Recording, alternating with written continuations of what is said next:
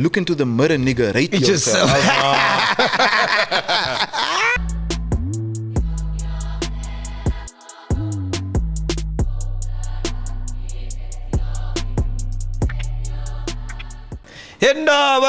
Ladies and gentlemen, welcome to it. Another special edition of Podcast and Chill. We're coming at you live from Orthodox in Ilova, yeah? Yeah, man. You see, I'm taking this nigga to places he's never been here. Yeah, I've been here before, man, but you brought me here. Don't speak too soon. Oh, so he did bring you here? Yeah, he second time here, but he brought me here. So he broke the virginity, actually. Yes. He An broke my virginity. unorthodox introduction, nevertheless. Sorry about that. That's my bad. Please welcome the king of Cape Town rap, Youngsta CPT. Oh, yeah! Bro, is that like a real thing? You're the king of Cape Town rap? I mean, it's a big title to live up to. Yeah. But I just feel like in the last 10 years that you've mentioned Cape Town music in general, my name would come up the most. And nobody has ever said the words Kaapstad Naya together. No one has ever named themselves something CPT ever. Yeah. And like I have a whole list of accolades that I'm the first of. Yeah. So I think that is why they would refer to me as the king, only because the pioneer status comes with my name. Yeah. You know, because I mean, if you look at it, when a rapper's in Joburg, a release, they've got a market, they've got a fan base, they've got an audience already that is hungry for hip hop. That's the only difference. And then when I released in 2010, I had to create a market. So there wasn't? There was, but they didn't know what to spend their money on, so the money was leaving our city. Oh. So if someone came from Joburg to perform, let's say a Double HP, a Lockenville, we'd go see that. Yes. But if Youngsta CPT gonna have a show and maybe me and like 8 other local rappers, you're not gonna give a fuck. Yeah. You understand? So we had to create a demand to make people say, no, look here. Look at us, look what we're doing. Turn your eyes in our direction and open your wallets to these men because they are from your city, they're speaking about your story. This is your life, this is your surroundings that we represent and are trying to showcase and sell to the world. So, direct it over here. I think the Unfoot also kind of fucked things up. Yeah, we'll get into the Unfoot later. You know what I mean? But I want to ask you, before you were the king, who was the king? I think Cape Town was also very group orientated in terms of hip hop. Okay. If you look at it, it's Prophets of the City, 4 members. Yes. A Brasifani Cup, 5 members or 8 members. A Godessa, 2 members. A Black Noise, 3. Sorry. 3 member Godessa. A Black Noise, also a collective, but 5 or 6 guys. 3 months cup. 3 months cup, 4 Owens. Yeah. So if you look at it, we've thrived of groups. Oh. In Cape Town. It was never an individual. It was never an individual. You're the first one, bro. No, I'm not, but it's just like in terms of our generation and our moment as the present, who's kind of occupying the space and music industry in Cape Town. Yes, I'm the one. Yeah. Tell me about your journey on becoming the king of Cape Town rap, because I never knew about you until there was a buzz in Joburg like, you gotta check out Youngsta CPT. Yeah. Like the raps are crazy. Yes. Yeah. Agonizing, tiring, difficult, fucking nauseating, draining, sickening. Like that is what the journey was. That sounds like my life, bro. Still, ain't shit changed, baby. Ain't shit changed. Nah, like that first 5 years, you must understand. I migrated to Johannesburg 2015. That first 5 years, 2010 to 2015, that's just me like shooting in the dark here. That's just me throwing at the dartboard blindfolded. Like maybe it hits, maybe it doesn't. You know? This is me testing the waters. This is also me rapping in a different accent for the first 3 years. I went with the American style. Yeah, oh, what for to the real? American accent, bro? I went with the American style. And you were still Youngsta CPT. Still Youngsta CPT. So I'm still talking about Cape Town. I'm still rapping about that hood shit. I'm still like representing the city. Wait, let me hear your American accent, bro. Yeah. I let me give you one of these lyrics. There was this one I did for Stogie. I did the Freestyle Friday for him and actually rapped the verse that I did in 2010. Yeah. Now listen to that. Yeah. In 2020, I rapped a verse from 2010. And motherfuckers was blown away. They're like, yo, what fucking song is this? What fucking song is this, bro?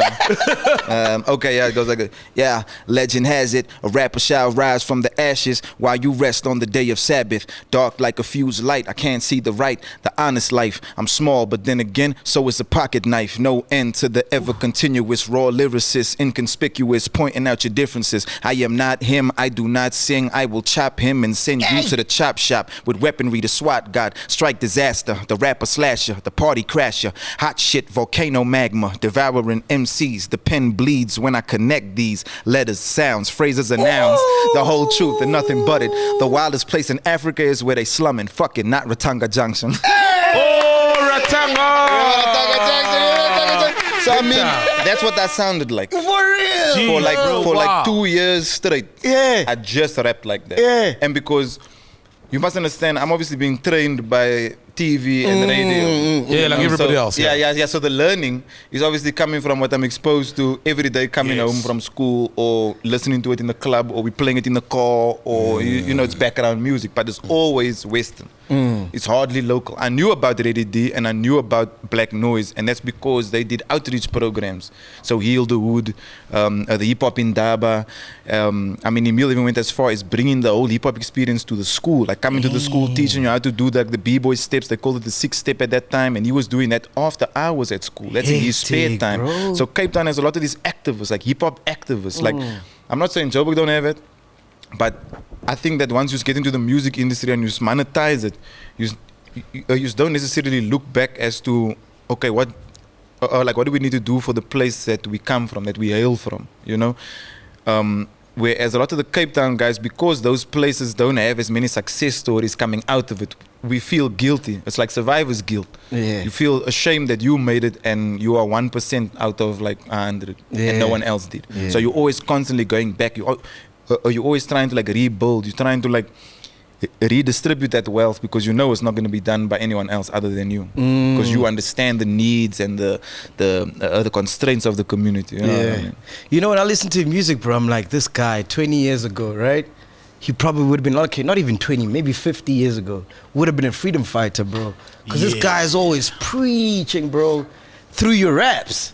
Away. You know what I mean? Away. I'm right in saying that, ne? 100%. Is that a conscious decision? Definitely. Yeah. The crazy thing was, in the beginning when I was doing the American accent rap, the content was still the same. Yeah, like this verse, you could hear. now. Yeah. The content was still the same. It's always been very thought-provoking, very conscious.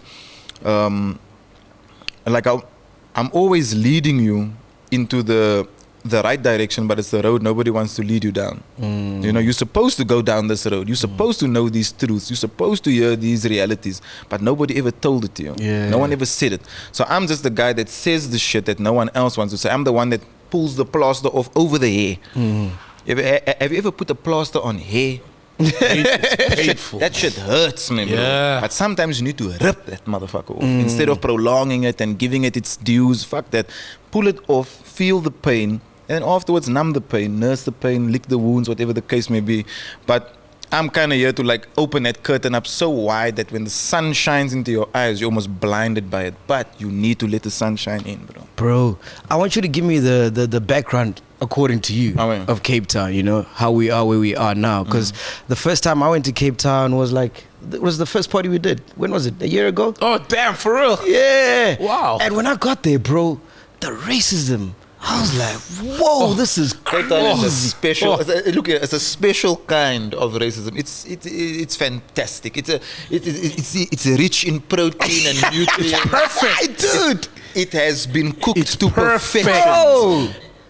Like It's perfect. Because the white people in Joburg just mind their business, you know. They even learn languages that they're not supposed to. They're like, hey, should I better learn some of those Zulu and Xhosa? Yes. Well, these motherfuckers are gonna fuck me in my sleep out here.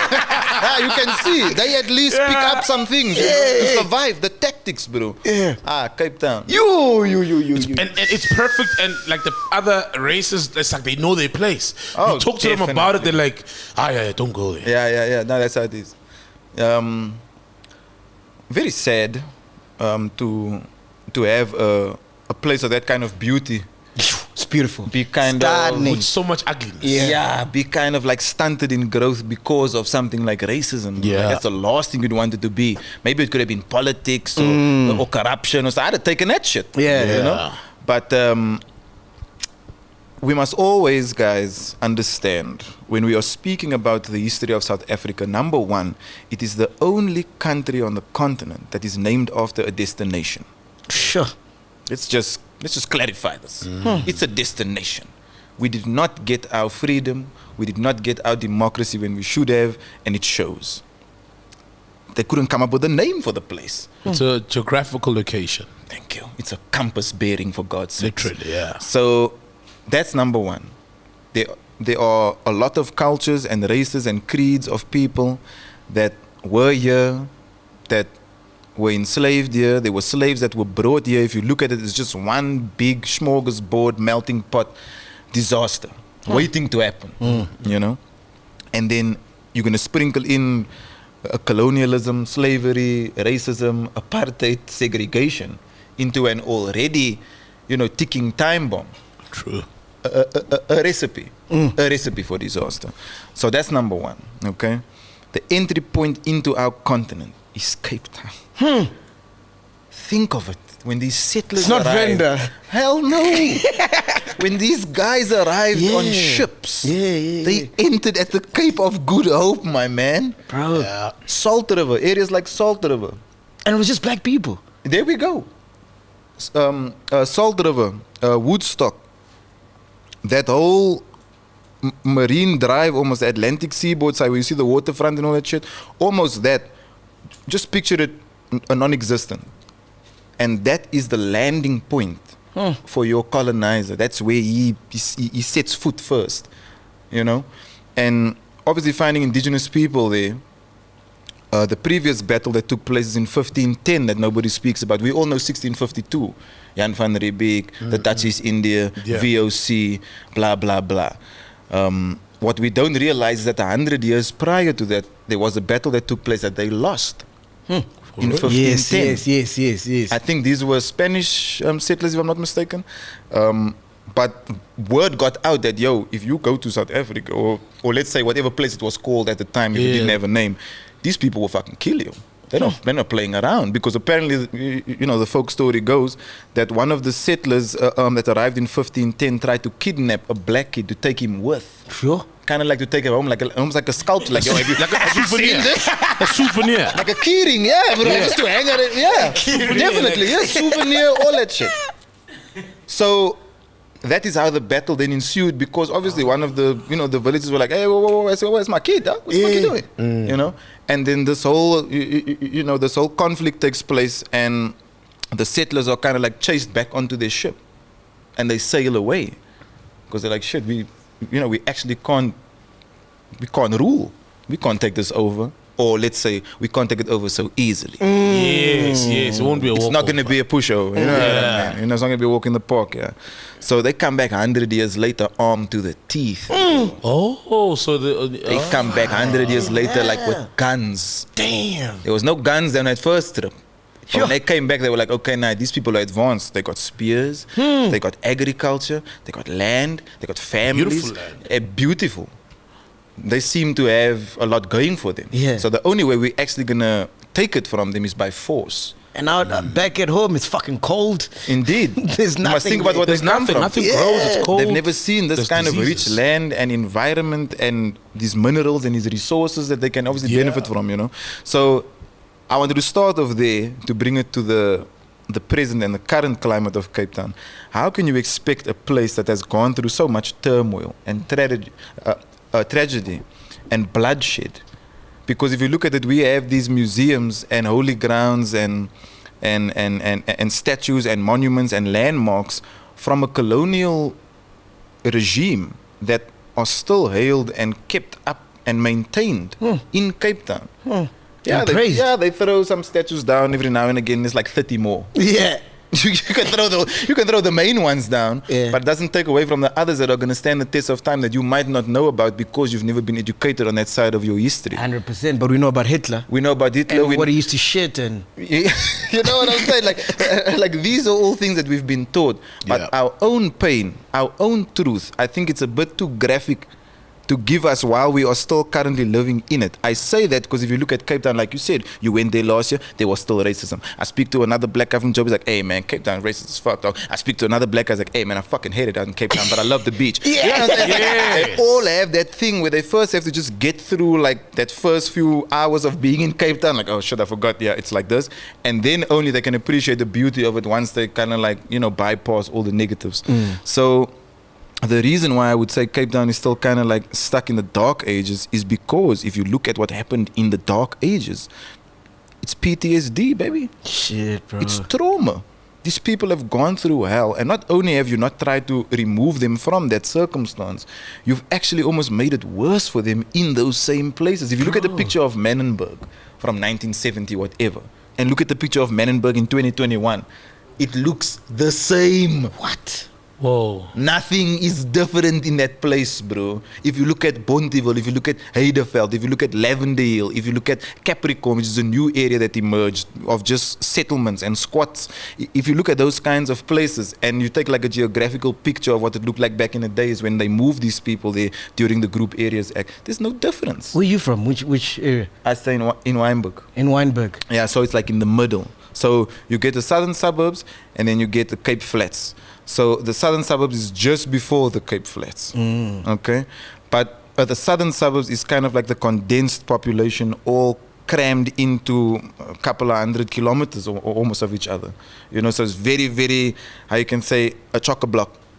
Beside, you know, you're living right on the doorstep of commerce, of business, of transit, of schools, of malls and all that. It's like right there. And then the lush side is where your neighbor is like a couple of 100 kilometers away from you. Or that's the lush side. You don't have no goddamn noise. There's no buses. There's no taxis hooting and shit like that. So where I live is like that.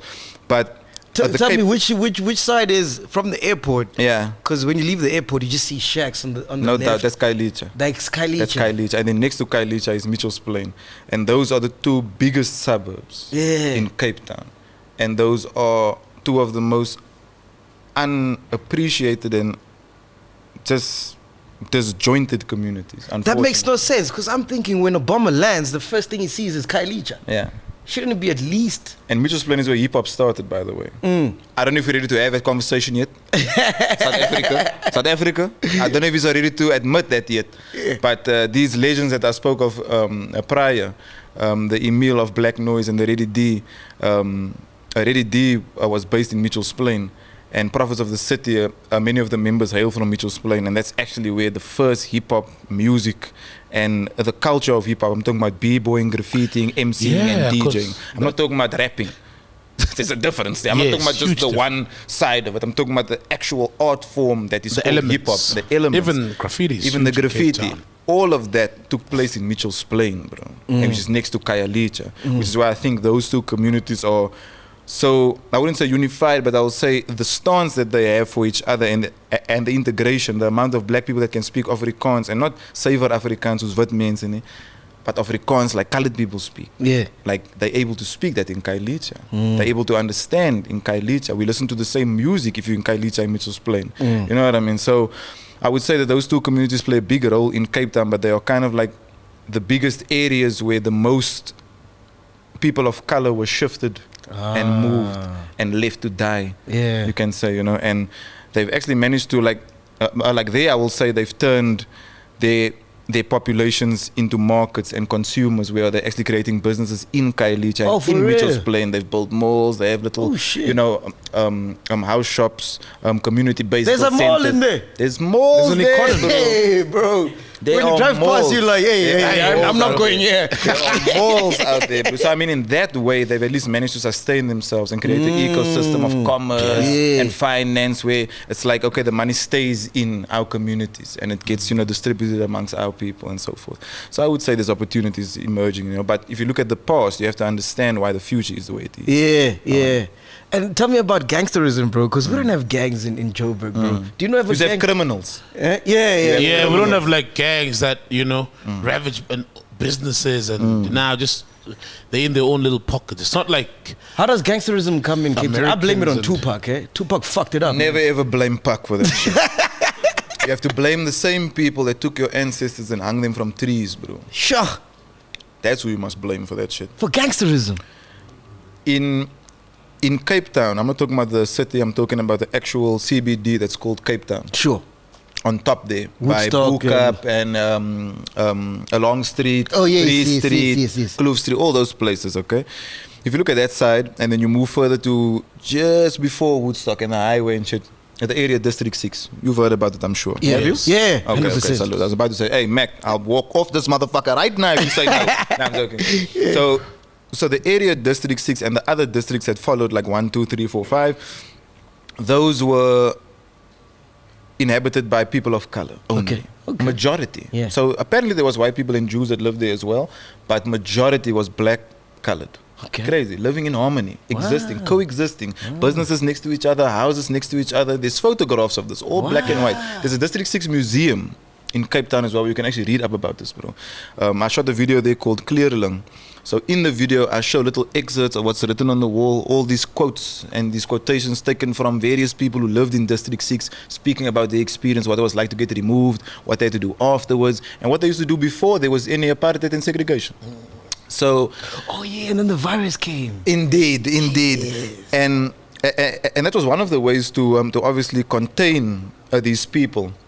But the original law, I would say, that kind of like destroyed that structure is the Group Areas Act. And the Group Areas Act, what it basically said was all people inhabiting this part of the land, close to the mountain, close to the ocean, these people must be forcefully removed and placed in a segregated area, you know.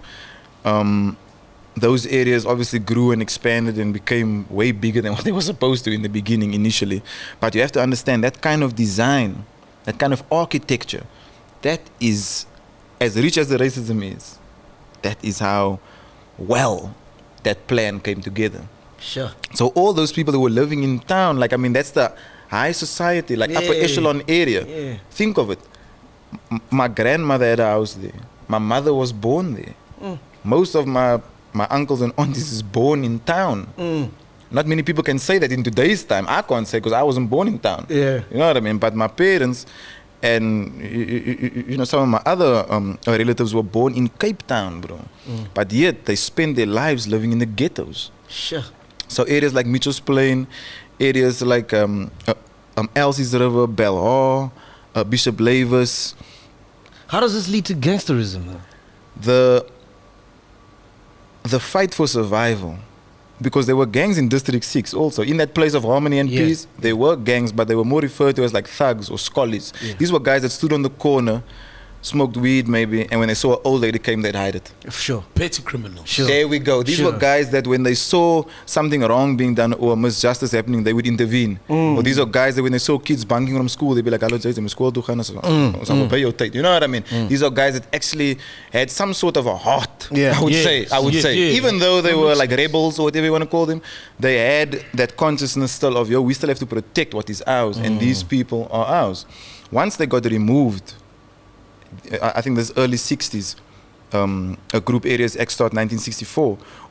Or once they start getting removed, these thugs get put in places now that they are unfamiliar with.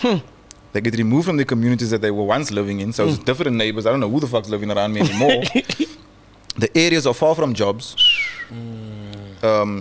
Transit at that time, obviously, I mean, it's minimal. You know, so these guys are basically living day to day, hand to mouth, and most of them are broke and poor.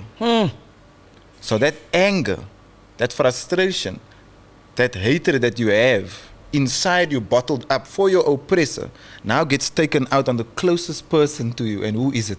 Your neighbor. Yeah. And then NWA drops "fuck the police."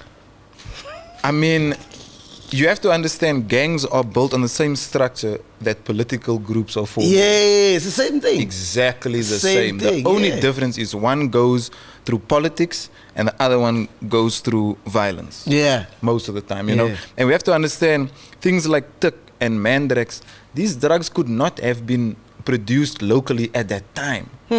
Because who had the resource to manufacture? Yeah, the labs and stuff. You know what I'm saying? So once drugs get put in those exact communities I speak of, once they get shifted out of where they're from and you place them in this little confined area that they've never been to, all you have to do now is throw a little bit of substance in there, little chemicals, and give them weaponry. And you step back, and they'll do the rest. Self-destruct. That is where gangsterism comes from. Shit. Gangsterism was only born after the Group Areas Act, after they built these huge locations for our people to live in. Googs, Nyanga, Langa, once they built all that and placed people there, that is when gangsterism took a turn of violence. Self-inflicting. Yo, bro. That's where it changes. So the misconception people have is always like, oh yeah, rap music led to that. Indeed, rap music was the mouthpiece, but it was not the original cause for this. It's the government, and you must understand our government was watching the American government so closely at every tactic they were using to suppress the black community, that once they saw the projects crack the CIA, they were like, oh shit, we can do this. This is what we need to do. And this is where the man Wouter Basson, for those of you who do a little research after you're watching this is where the man Wouter Basson comes in, who was once a general in the army, who then gets reassigned to a new duty, and his duty is chemical warfare. Dr. Death or something. Dr. Death, thank you, sir. Is his nickname. Guys out there, go research Project Coast. It's called Project Coast. That was his assignment he was given. He was given an assignment to subdue the black and colored communities. Let's just say black community because it was one. And how he did it was crazy because, I mean, they went through almost every possible option they could, from poisoning water to a poison gas. Then it comes down to Mandrax, which is a sleeping tablet from India. Shit. That gets strengthened. More. They add more to it. And then distribute it for free. For free. And how they do it also, well, this was a story that I was told personally by someone who lived in District 6. But in order, I mean, this is the time before social media, newspapers, we have to take ourselves away from that. Before you could promote anything to people, a word of mouth was the most powerful, obviously. If I tell you something, that's how you learn your news in those days.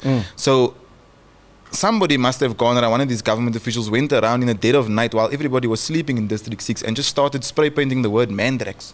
You kidding? On walls.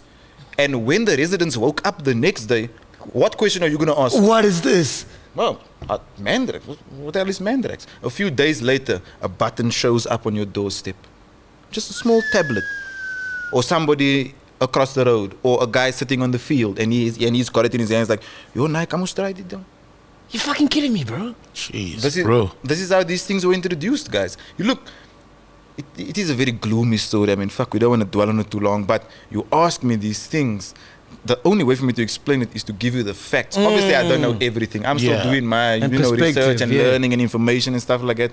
But from what I've gathered over the years, that's where I see it going. How crazy is the violence in Cape Town, man? Yeah, it's insanity, bro. For real, it's insanity. It's a movie. There was an incident that took place at my mosque.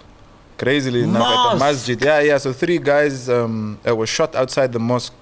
One died, one was paralyzed. The one who died, I knew him, and he was at my store like a week before, and he was in prison for like 4 years before he came to my shop. And he actually showed me the picture of the first night we met each other. This is when he came out of jail. And he showed me the picture. He was like, yeah, no, was by Shimmy Beach. And he's giving me the whole thing. He's like, yeah, you performed this song and that song. And I was like, oh shit, I actually do remember that show. And we got to speaking, whatever the case. And he was just so happy to be free. Like I could see that look in his eyes, man, like he'd been in jail for a long time. And like he was out for 2 weeks, man. And they killed him. Outside mosque. Coming out of his Friday prayers. That's like you walking out of church on a Sunday and someone blasts you outside. Damn. So, and he's not the first guy to die outside the mosque. There's many Owens. What? That they get outside mosque. This is like a different country, bro. There's many Owens they get outside mosque. Only because that is the time they know you are. You let your guard down. You're in submission, yeah. You're like naked. Going down, yeah. Yeah, because you know when you're going down, you're humbling yourself. There's humility. Knife, sincerity. Indeed, you have nothing. You know, you're not armed or anything like that. You're probably not coming with your securities and shit. You know, you're going to be, one man. And that is the kind of climate that the kids, I mean, you must think of children because these are fathers, these are uncles, these are brothers, you know what I mean? So you take that away from the child, number one, you break the household. You don't have a breadwinner anymore, or you don't have a role model, a male role model, a positive one. And the way you kill him, revenge style, execution style. The lighty grows up with that anger in him, hardened, and he wants revenge. Sure. And this is how you perpetuate that cycle of gangsterism. This is why it's been going on for so many years. Yeah. I heard a story. Tell me if this is true. This is crazy, bro. Yeah. So he's shooting something. I don't know if it's a music video or something. And then they broke into the production crew's car, and they took everything. Yeah. And then he was like, yo, no, listen, we want to get it back. Made a couple of calls. Within an hour, he had all the stuff back. Jeez, True story, eh? G. What happened there? What bro? a G. Like I said, Joburg is crime-based and criminal-based, and Cape Town is more organized crime-based, you know? So in Cape Town, there's a hierarchy. You know, every low-level guy, every low-level crook has someone that he answers to. He works for something. He's affiliated. There's a ranking system. And trust me, if he's out here committing crimes, he's not high up on the ranks. He can't be. Yeah. Because he's a foot soldier. He's a runner, yeah. He's a runner, you know. So the guys that do stupid shit like that, break in cars and steal phones and snatch ladies' bags and shit, I have no problem in getting it how you live. But once you do that in my space and my immediate safety is put in jeopardy, now I have to step in, you know what I'm saying? So the situation got handled quite fast actually for us, and it was even in an area we didn't have much sources, you know, so we had to kind of like step out and do it ourselves, you know. But once word got out that it was us that did it, then all the owners was calling like, yo, you need help, you need this, you need that. And we were like, actually, no, we actually managed to sort this fucking thing out ourselves without making too many phone calls. Like we called like 2 guys to find out who it was that was running this particular pocket, you know what I'm saying? And when they told us who it was, we were like, okay, shit, we'll wait for the next move. But the next move was taking too long. And one thing you have to understand, once your items are on the street, they're starting to spread out now. It's being sold to one guy who's selling it to another guy, selling it to another guy. By the time I'm maybe gonna find it, it's moved 3-4 times in the last hour. So the more time that passes, the harder it's gonna be to track down these things. Plus, like you say, it's a production crew. So the amount of white people, they were it's scared, laptops, bro. it's cameras, it's charging blocks, it's batteries, it's light. We're shooting, we're filming. This is some shit that's benefiting us. And it's gone now because of Cape Town. You know what I mean? And bro, it happened in town. In Bree Street. Anele got robbed in... Not in the goddamn ghettos. Yeah, I remember. Not in the Cape Flats. Yeah. And there's a line from Mr. Devious also, rest in peace, where he says, fuck the ghettos. The whole South is rough. And we have to take ourselves out of this mentality of thinking like, oh, just because I'm in the Kasi, I'm going to get robbed. And just because I'm in Sandton, I'm safe. No fucking ways, bro. We have to remove ourselves completely. Bro, didn't they rob your shop during lockdown? Correct, sir. Bro, that breaks my heart, man. And this is the thing, when you're opening businesses in your own community, when you're trying to create opportunities and sustainability that hurts, bro, for others that are around you, and you could have opened it anyway if you wanted to. But you chose to give back to the community. To empower. You know what I'm saying? That gave you kind of your start and your boost in the beginning, you know? I was, 2 weeks ago, I was at Vilagazi, Pro Kid's brother. Yes. City Lights. So he opened a Pro restaurant. Kid's brother? Yeah. He's a real brother? Yeah, blood brother. Can't you see they look the same? I never looked at him the same now, but I'm gonna examine his face now and I'm gonna be like, just say thank you, son? Oh, okay, no, it's him. No, that's him. He said it and it's him. Nah, that's crazy. So he opened up a spot like 6 months ago in Vilagazi Street. Within a month, they broke in, took everything. Everything, bro. Serious. Our own people. Yep, and he's trying to, keep the money within the community and the employment within the community. Yeah, why come open it in Rosebank and Melrose? They have enough shops. Yeah. Well, the guys got nothing. Yeah. They need you. And it's the thing, like the self-destructive pattern, the same shit I was speaking about a few minutes ago when I said like you place these people in hell, in the worst conditions imaginable, and then you expect them to be civilized with each other. How? Never gonna work. It's never gonna work. Never. You have tortured them. You have tormented their mind state to the point they don't feel superior. They feel like they're worthless. Have you ever been in prison, bro? I've been arrested. For real? Yeah.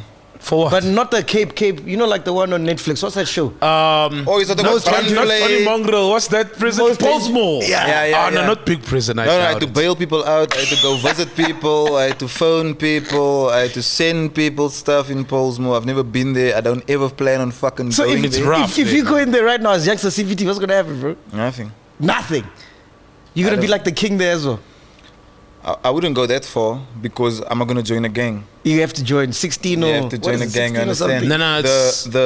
I'm 26, 27, 28. Yes, the numbers. The power structure in prison is crazy also because your street rep means nothing. That's why I say I'm not going to be the king. Yeah. You understand? Yeah. But because of what I stand for, my values, the cause that I'm fighting for, because on the outside, I'm speaking for the Owens on the inside. And that message resonates with them. My album is being listened to in jail. For real? At this moment. Bars. Kidding me, bro. Behind bars. Yeah, look, they listen to everyone. Yeah, they're listening to AKA, they're listening to Casper, they listen to all that shit's play. It's jail, bro. It's not the fucking space, you know. Yeah. It's not the universe. You know? I mean, it's here on Earth. And they're watching the music videos and they listen. They might watch this podcast. Who knows, bro? But let me tell you, like, these guys are very, very informed.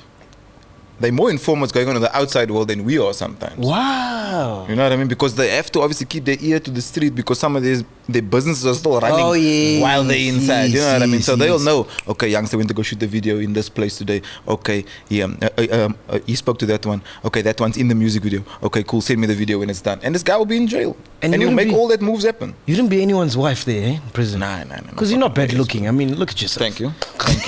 I'm going to take it as a compliment. If it wasn't intended that I might get ass raped, I'll take it as a compliment nevertheless, bro. But yeah, I don't think I've come into much problems, bro. Only because I understand who my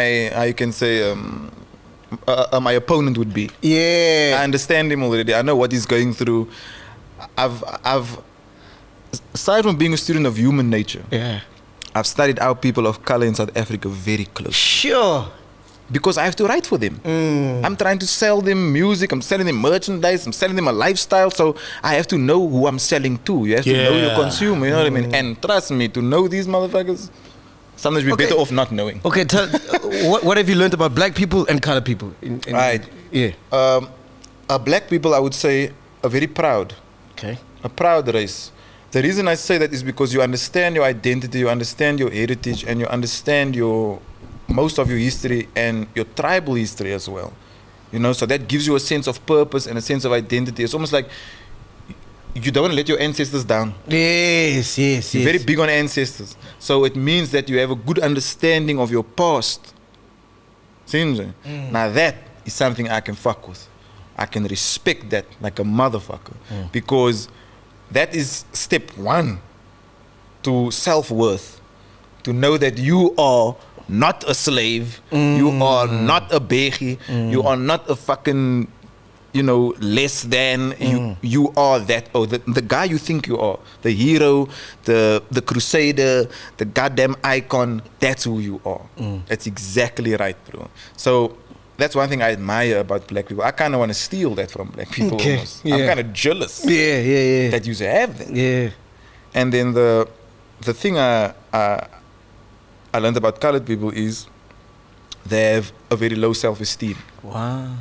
I know it doesn't appear that way, but that's a defense mechanism. But you have beautiful girls, man. No doubt. I didn't need to learn that one. I figured that out very early. I figured that out when I was about 14 years old. That's when I lost my virginity. That's a cock age. I know, I'm sorry. Do not do as I say or as I do. No, he lost it when he was 10. He's fucking you. He's fucking you. I was watching Wild Room when I was 10, man. I was admiring the cartoons. Or, wait, what the fuck is going on, bro? But like I just learned that they have a lot of self-confidence issues, and that comes with not knowing your history, not knowing your origin, not knowing your heritage. True. And that is where the disconnect comes in between, I think, between colored people and black people, is that the one is like super proud and the one is like like mega patriotic, like I'm a Zulu man, fuck you know what I mean? Or I'm awesome. I'm Venda. I'm Venda, Clan names of indeed, fathers. And they can name it and they can go down to their family tree and trace it all the way back. Literally. Whereas, I mean, fuck, bro, we are considered the bastard children of this nation. Sure. Children of rape. Yeah. Hectic. How do you teach people like that they are great? Self-worth. Yeah, it's difficult, bro. It's not impossible. It's not impossible, but it's gonna be harder. Let's talk about the music, man. Eish. 2015, what's going on, man? Are you landing in Joburg? What's happening? 2015, I came to Joburg with 2 suitcases and 10,000 rand. And I was dropped on Park Station from the bus. I don't know, it was the Intercape or what I took. And I made my way to Hillbrow, where I was going to be staying for the next 2.5 years of my life. Did you see Soul? So I know where you sang out in Hillbrow. you know exactly where I'm staying. I tell them where. Thing is, Rogers Internet Cafe with Marvin fixing phones. Okay, yeah, salute. I used to Your go to the sticker's Internet. still there. Your black and white sticker's still there. Is it there? Salutas. Yeah, salutas. Yeah, salute. I used to still stick there. a bomb. Rogers on Pretoria So Street. you know Marvin also? I know Marvin, man. I've got his number. That's my G. Rogers and them. Yeah, I haven't seen him in a my G. while. I haven't seen him in a while, but I know. Yeah, and then Moses used to do all the little IT work for me. Yes. So whenever my hard drive used to break, I'd give it to Moses. Yo, shout out to Moses, man. I actually formed quite a nice community there for myself. In Hillbrow when I was staying there, bro. So you lived in Hillbrow when you first came here? Yeah. Park Station, we went up to Hillbrow, and I stayed there for like 2.5 years. Luckily, like in the 5 years that I was in Cape Town, I'd networked. I had some phone numbers I could dial. You know what I mean? So when I came here, first people I called was Stogie. Stogie. I mean, because he always had me. You know what I mean? He always had my back when he came out to Cape Town, and I can appreciate that he had it in a time when nobody else was really looking. Yeah. You know? So always fuck with Stogie and DJ Switch. Oh, yeah. Morgan. Yeah. He was the other guy I called when I arrived here. Yeah. And between the two of them, I mean, if you look at where this is leading, Stogie T, DJ Switch. That's just the way it goes. Yeah. So, in some sort of a crazy way, my arrival here created a collaboration for me as well that I was included in, but it also brought a new name, Nasty C. And nobody knew, well, I'm not going to say nobody, because obviously people did know who he was. But he had local fame. At the time, it was more just local fame in Durban, you know, because I didn't know who he was yet, and he didn't know me either. So we both kind of got introduced to each other on that song. Oh, for real? Crazy. And I remember DJ Switch was actually the power plug for that. The track, yeah. Yeah, for that track, because he kind of actioned like and forced like, nah, Nasty C needs to be on the song. Yeah. So originally it was gonna be me, Stogie, and Ginger Trill. Oh, Ginger Trill. And then it would have been me, Stogie, and KO. So the third rapper was always a question mark. Yeah. We were always trying to find the third guy to be on the song. Yeah. And then Switch was like, yo, why don't we just get Nasty C? And me and Stogie look at each other and like, you think he can rap with us? And he was like, okay, let me play you a song. And he takes out his phone, he plugs the aux in, and he plays Juice back. Hey! That's the song Switch played me. Yo, I think that's the wrong song. I heard the first few minutes of it. I didn't need to hear the bars. I didn't need to hear the delivery or nothing. You know what they say about music? You can tell if you're going to like it in the first 10 seconds or not. For sure. Yes. As soon as I heard that, man, you should hate yourself. And then when I heard the chorus, I was like, shit. Just the partnering of certain words. I'm a rapper. I write music. The partnering of certain words. Look into the mirror, nigga. Rate yourself. Could have just said, look in the mirror, check your reflection. Yeah. You understand what I'm saying? Yeah. As a writer, that caught my ear because I was like, shit, this guy can write. Because this is a hook, but there's still some substance in it. There's depth in the hook even. Yeah. Most hooks don't need to have depth. Nah, in it. You nah, say nah, some nah. shit that everybody can repeat long It's enough. the lightest part. It's the of the song. lightest part of the goddamn song. Yeah. He still had something in the hook. So I was like, there's some meat on the bone. Shit. I like that. It means you're going to feed me. And I just heard a few lines of the verse and I was like, put him on the song. Tell me about the track you did with Reason and who is it? It was Reason, Black Les, Hussein. What happened there? Oh, shit. It's a crazy story. Oh, man. good grief. Yo, I wish somebody had told me where we were going to shoot that video before we shot it, but we shot in Newtown. Yeah. You know where the graffiti pillars are for back Yes, that yes, row, yes, yeah. under that bridge. Yes. With Carfax. Thank you. Carfax, yeah. Carfax, that's the name I was looking for. I mean, can we just send a location scout out? just to suss out these venues before we decide that this is where we're gonna take the shot. Guys, please. Just everyone out there who has never shot music videos before, these young rappers, just go out, do some homework before you actually marry the decision to shoot at a certain location. So we're shooting there in Carfax. I'm looking at these guys passing us by, walking up and down. I'm a streetwise man. Yeah. I'm looking at the other ones. I'm like, okay, they seem relaxed about things. So maybe I'm just paranoid, because sometimes your paranoia and the shit that you've been through in life get the better of you. You keep thinking someone's listening or watching you. Or And it's not Cape Town. So I'm like, okay, nice shit. Yeah. Maybe there's nothing to be alarmed about. Yeah. Upon like the third passing, I go over to one of the ones. I mean, it was the reason who's. I was like, maybe do you notice that these niggas keep watching us here and shit?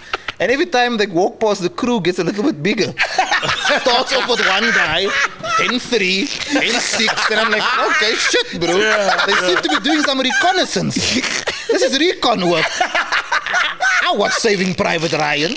I watch Black Hawk Down. I know what happens in these movies. This is a war, goddammit. You're sending out troops to make sure that the enemy is unprepared. And bro, it was like their 4th time walking down, but this walk was with a bit more intention. Yeah. Because the front guy was walking a bit faster, and his chest was out, and he was just looking straight ahead, bro, at us, basically.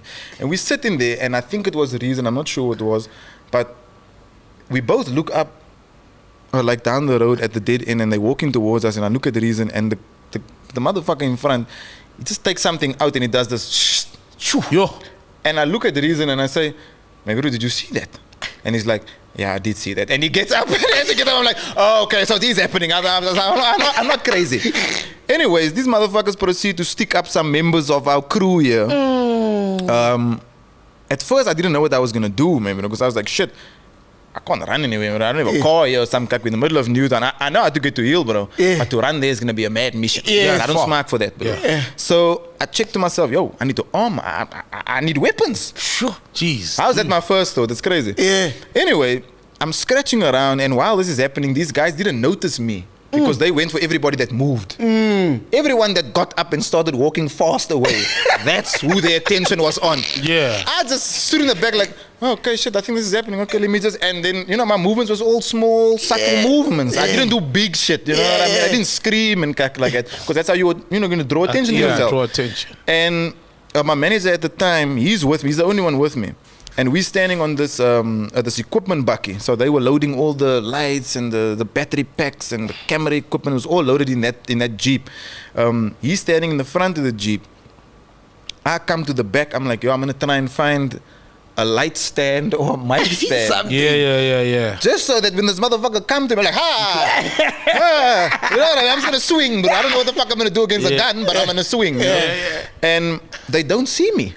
Shit. So he walks up to my manager, he points a gun at him. He's like, yo, give me your phone.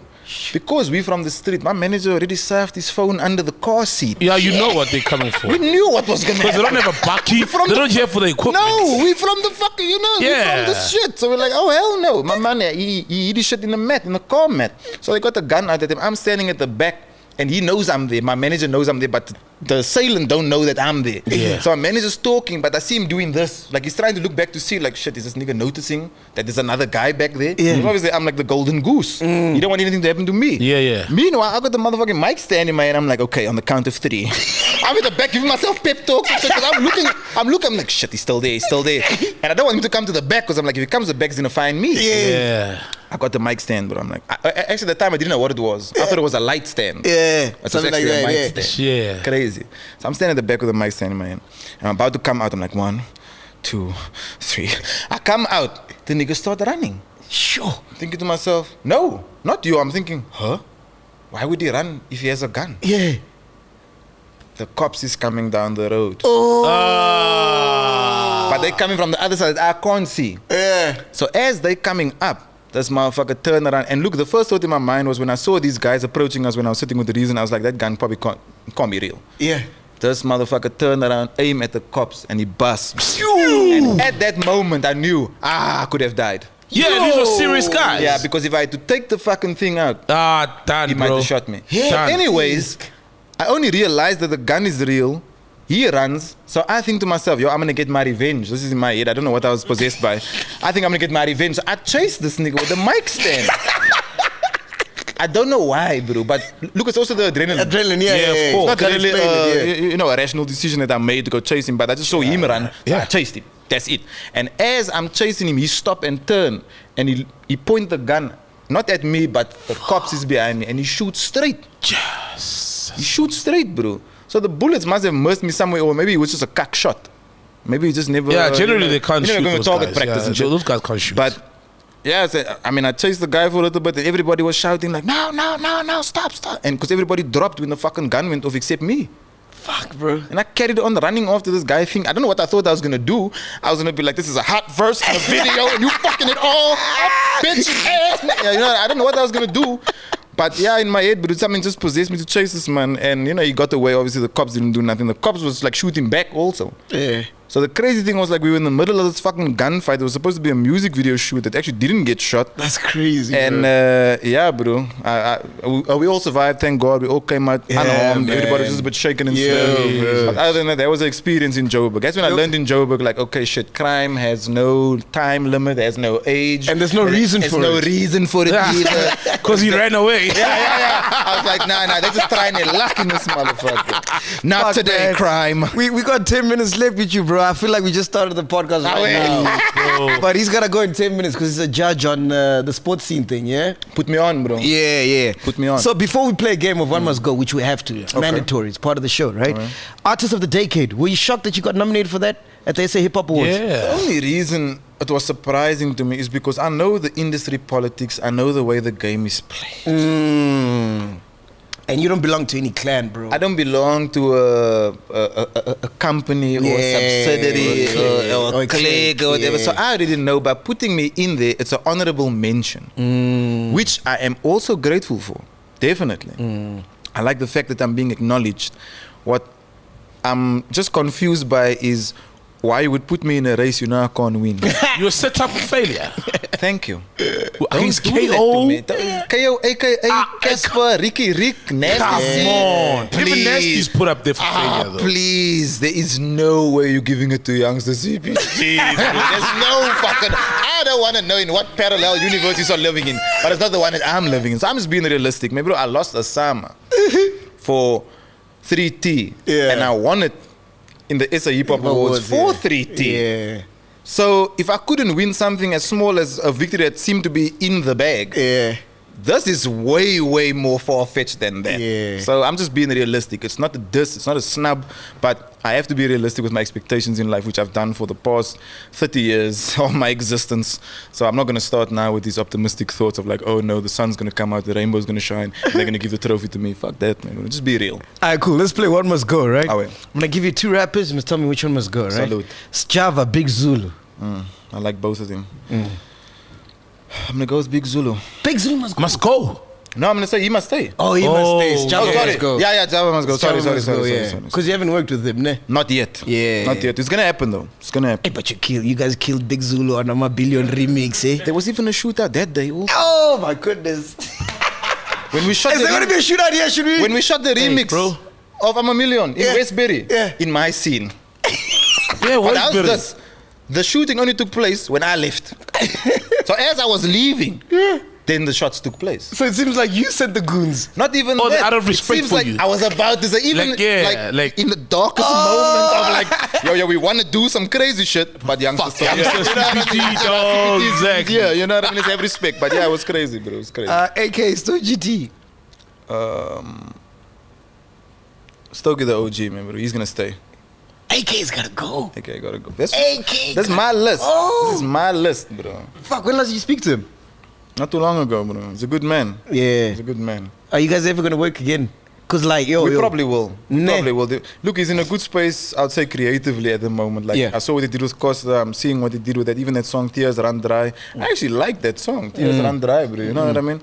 But I can see that that musically, he's in a place of creating now because he has a lot to say. Oh yeah. He has a lot that needs to come out, a lot that needs to be vented. And he's doing it in stages. Yeah. But I like the way he's doing it. I can see like now he's giving us some of the, you know, the sunshine. And he's gonna give us his pain eventually when he's ready. You know?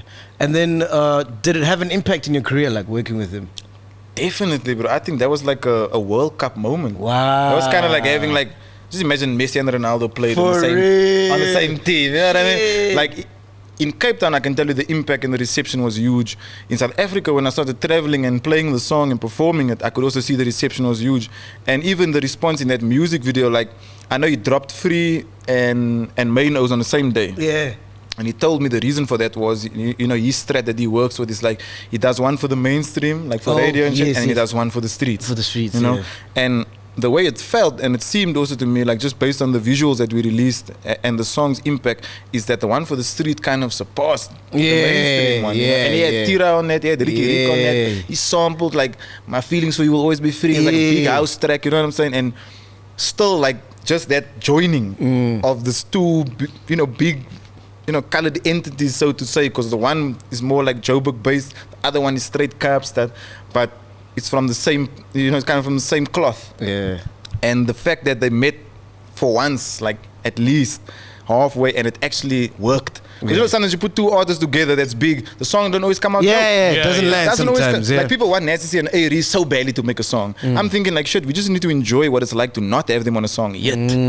So we will appreciate the song more when they make it, because people's gonna expect maybe a club song or some heavy lyrical track, and we don't know what they're gonna do. We don't know where they're gonna go with it, you know. So it's just let it happen organically. Because me and AK know each other for a long time in my career, but only after like 8 years, 9 years did we make a song. Damn, shit. But he knew about me all those Yeah, years. Every yeah. time he came to Cape Town, you know. So it's kind of like just patience, you know. Things take time. Speaking about Aries Nasty C, which one must go? And I'm talking about lyrical, because you're lyrical maestro.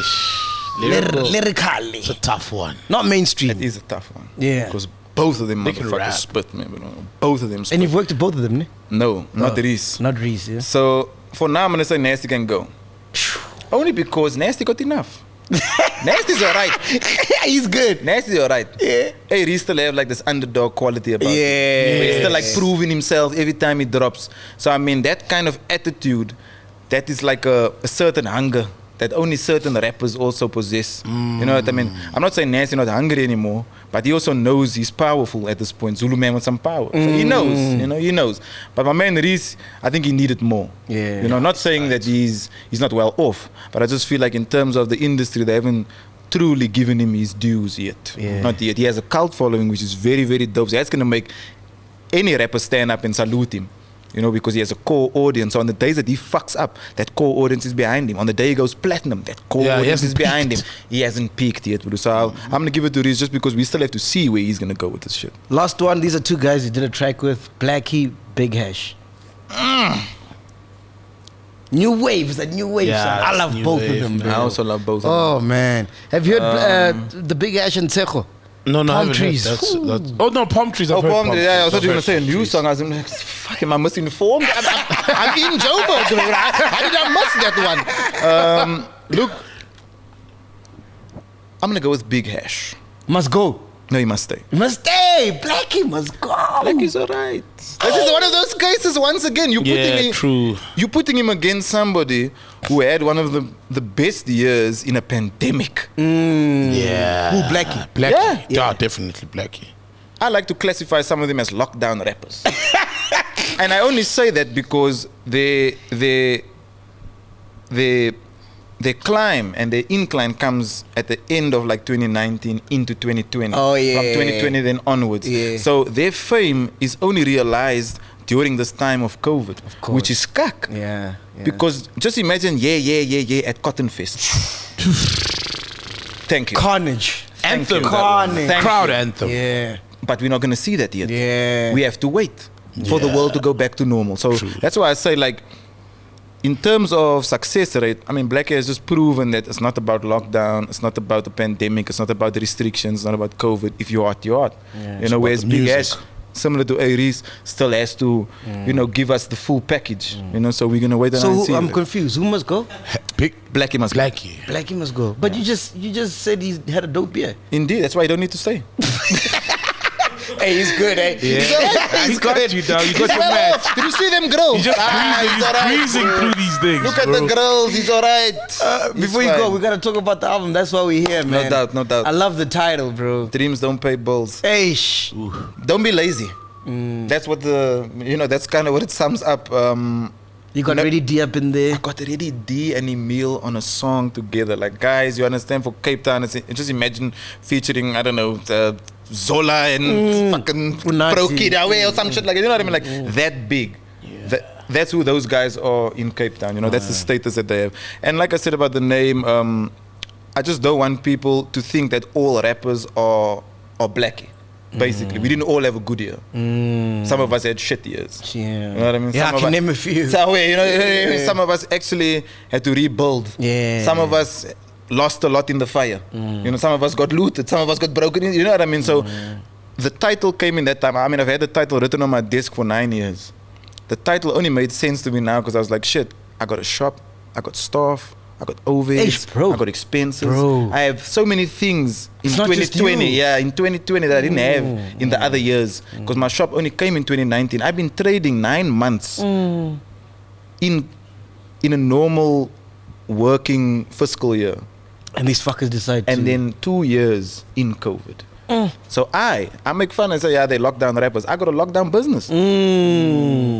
Museums are locking down, closing, so many businesses. So it was very, very difficult for me as a businessman, as an artist, to decide which hat is more important to wear right now. Which hat takes priority, which hat takes preference now, because I have a business, but I'm also a musician.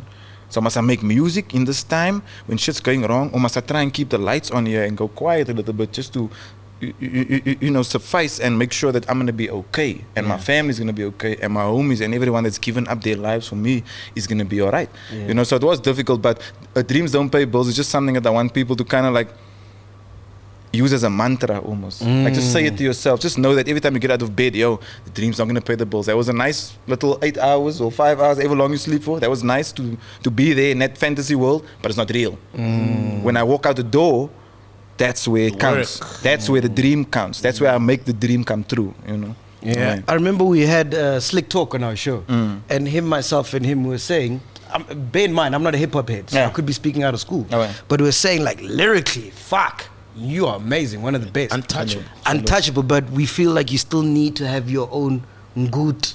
Your own share. Yeah. That translates to the mainstream. I understand where you're going with this. Look, the thing you also have to be aware of is I'm speaking from a culture that not everyone is aware of. I'm speaking in a language half this population don't understand. I'm coming from a place that obviously the greater South Africa has a little bit of a grudge against because of the shit that took place there. So I come with a smudge on my name. I'm Muslim, so I can't entertain a lot of the shit that most rappers can. Alcohol. It's all haram. Women. It's all haram. But hey, look, tattoos, rap game, that's my crew. smoking weed, like all. My crew. I'm still doing like you know shit I'm not supposed to. But so also, hip hop light.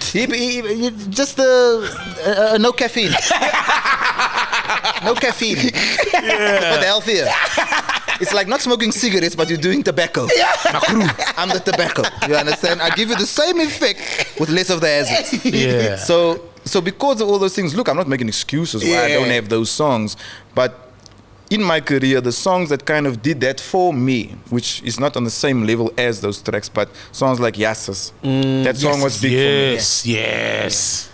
A West Cape, coming from the West Cape, West Coast, you know, like that was big for me. And then a lot of the features I did, the main O's one, the one with Nasty, the one with Questa, the one with Shane Eagle now recently, the Ammo. So yes, I didn't maybe have like that monumental one, but I have like 6 that equaled the one monumental one. And it's not to say that it's not coming. Indeed. Nah, it's gonna come, bro. Indeed. And also like I'm not taking away from those songs because everybody's path and journey is different. I'm not looking for maybe a good or a gusheshe. If it comes by itself just because I was passionate about the songs and music, hey, great. You weren't chasing it. But if I have to sit in the studio and apply myself, it's not gonna come. It's not gonna come. So I'd rather have it happen naturally instead for me, you know. Bro, your management team, they like, hey, it's time to wrap up. Lovely. Keep them on their toes, Jay. Keep them on their fucking toes, mate. But before you go, we always ask our guests, right, to tell us what they want to be remembered as. But I'm not going to ask you that because I think we need a part 2 of this. and lovely. Khayelitsha in Cape Town. Are you gonna come? Yeah, when we came to Cape Town the first time, I tried to get rid of you. I'm not rid of you. That's why we see Youngsta. Chillers, there you have it. That's why we interview Youngsta. You heard what this nigga said. Phone calls need to be made. We need to pay for some flights out here. I tried to get book hold them of for the you. show and then fuck them. Bro, every time we go to Cape Town, we go to the Lonnie places with VNA. We want to come for you. We want to go to the heart of Cape We'll sit Town. at your shop. I was about heart to of say Cape that, Town. and that's why you're a great podcast host, because you already anticipate these things. Yeah. So we're gonna have a part 2. Ah, So I'm not gonna ask you that question. Salute. Let's save it However, for I will then. ask you one Yes. thing because I've seen you perform. I've never seen any artist in SA do this, and I don't know if it's planned, but it's fucking remarkable. You know what he does? What does he do? He goes on stage and he asks people like, "Give me a name," and he raps on the spot. This is a proper MC. Can you do that for us? Oh, wait, salute. All right, cool. Let's go with Saul. Give him a name. Oh, I'll start with me. Yeah. Okay. Pussy. God damn. So what's your word? Disrespectful. My word is hypothesis. Hypothesis. Pussy. Hypothesis. Tabang. Money. Who fresh. Just type these things down here. Okay, cool. Yes. You Type them, put them on 80 font so he sees them Let me from tell there. you the difference Pussy. between your words and the audience. So the audience, by the time I do this part of the show, they are gesaped. Oh yeah. They are fucking hammered, bro. They're gonna all give me like whack words, like say banana. I'm like, okay, that's a good Then you idea. say, I'm what else? What else? banana, Yeah, so that's cool. I used to come here, hypothesis. I'm like, oh shit. Here we go. I'm sober, Got bro. Einstein over here. Here we go. So it's pussy, hypothesis, money. Who fresh. Who fresh? Hey. Conglomerate. Ah, no, don't do that, bro. Conglomerate. Conglomerate. Hey, that's MASH, I by can't the even way. spell it, bro. That's MASH. Conglomerate. I love it. Yes. Orange. Alright. Orange. Motherfucker been googling. He's like, what words can he not? Yeah, you cannot rhyme. You know you can rhyme orange, bro. Alright, cool. You got the words? Must Yeah. say them one more time. Nah, I'm dead. Can you see them? Okay, Wait, cool. now you're gonna give me a beatbox. Can you do Oh, beatbox? yeah. Yeah, he'll do the beat. That's right. That's right. That's right. That's right. That's right. That's right. There's no telling what the topic is. The name is Youngsta. You know there's no stopping here. And when it comes to this shit, I'm like the Dr. King. Yes, indeed, bro, this is my hypothesis. And I do it from the top. When it comes to freestyle, this is the best hip-hop. And I told you before that I represent the West. If you need some shit off your chest, then rather drink Schweppes. And yes, indeed, bro, I bust it all on the mic. I'm so cold, like I just swallowed whole ice. And you know how it goes. Please, bro, do not push me, because just like that, you'll turn into a wet pussy. Yeah, when I put my finger inside, the name is Youngsta, represented the Generation Y. And you know how it goes, bro. Yes, that line was funny, but you fuck with me, I'm gonna steal your money. Just like the government, I will never stop. I done told you before, it's Jordans, not flip-flops. But when freestyles drop, then the words are always prominent. It's YGen to the end, respect my conglomerate. I'm never ever gonna fumble. The name is Youngsta, I came through for the hustle. And where does it go? These words are not from college, but you thought that I couldn't never rhyme shit with orange. And I still did. The name is Youngsta, and you know they hate the kid. But after this, bro, I will lay it to rest, cause the last word on your laptop is who fresh. Okay,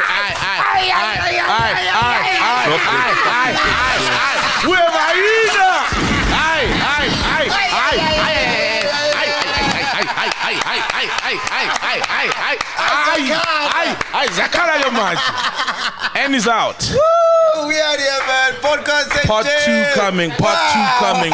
Part 2 coming.